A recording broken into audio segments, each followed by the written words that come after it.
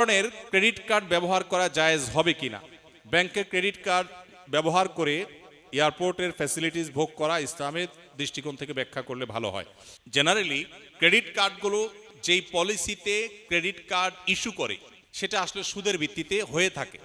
অর্থাৎ credit card ব্যবহার করে আপনি যা কেনাকাটা করবেন নির্দিষ্ট সময়ের ভিতরে যদি আপনি পরিশোধ না করেন তাহলে সেক্ষেত্রে আপনাকে সুদ দিতে হবে। ইসলামী ব্যাংকগুলো যেটা করে সেটা হলো যে আমরা সুদ নেব না, এটাকে তারা বিভিন্ন নামে সার্ভিস চার্জ হিসাবে বা বিভিন্নভাবে তারা কেটে থাকে। কিন্তু অনেকেই বলেন যে আমরা তো পলিসি এমনভাবে করা আছে যে আমার সেভিংস অ্যাকাউন্ট থেকে অটোমেটিক আমার কেনাকাটার টাকা কেটে নিবে, অতএব সুদ দেওয়ার অপশনই নেই। এরকম হলে তিনি তো সুদ থেকে বেঁচে আসেন, কিন্তু যে এগ্রিমেন্ট হয় সেখানে তো লেখা থাকে যে আমি যদি পরিশোধ না করি এবং নির্দিষ্ট টাইম পার হয় তাহলে আমাকে অতিরিক্ত পেমেন্ট করতে হবে।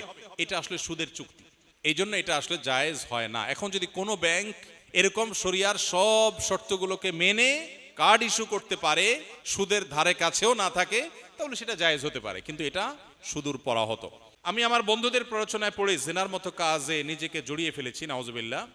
এখন এই পাপের জন্য খুব অনুশোচনা হচ্ছে। দেখুন, শয়তানের সবচেয়ে বড় অস্ত্রের নাম হলো নৈরাশ্য। শয়তান মানুষকে আশাহত করে দিলে এটা হয় তার সবচেয়ে বড় সাকসেসের বিষয়। আর ইমানদারের কাজ হলো কোনোভাবে শয়তানকে সাকসেস হতে না দেওয়া। আল্লাহ বলেছেন লা তাকনাতু মির রাহমাতিল্লাহ, আল্লাহর রহমতের আশা কখনো তোমরা ছেড়ে দিবে না, কখনো নিরাশ হবে না। ইন্নাল্লাহা ইয়াগফিরুয যুনুবা জামিআ, আল্লাহ সকল গুনাহ মাফ করে দিবেন। এমন কোনো পাপ নেই যে পাপ আল্লাহ মাফ করবেন না। ক্ষমার অযোগ্য বলতে পৃথিবীতে কোনো পাপ নেই।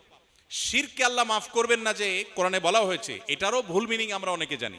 এটার সঠিক মিনিং হলো পৃথিবীতে যদি কেউ শিরক করার পরেও তওবা করে, ফিরে আসে, অনুশোচনা করে, আল্লাহ মাফ করে দেন।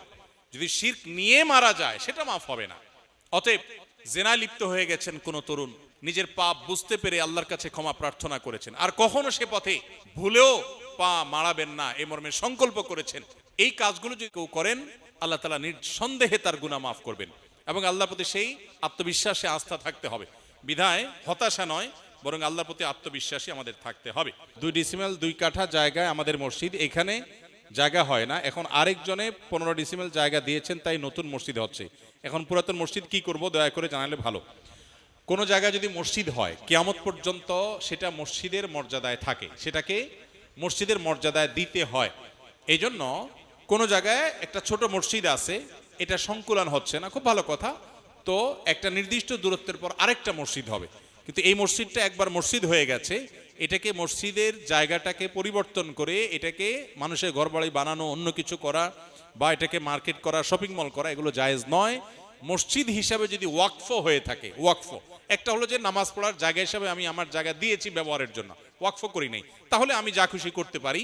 কিন্তু যদি মসজিদ হিসাবে জমিদাতা দান করে দিয়ে থাকে, কিয়ামত পর্যন্ত সেটা মসজিদের মর্যাদা পেতে হবে।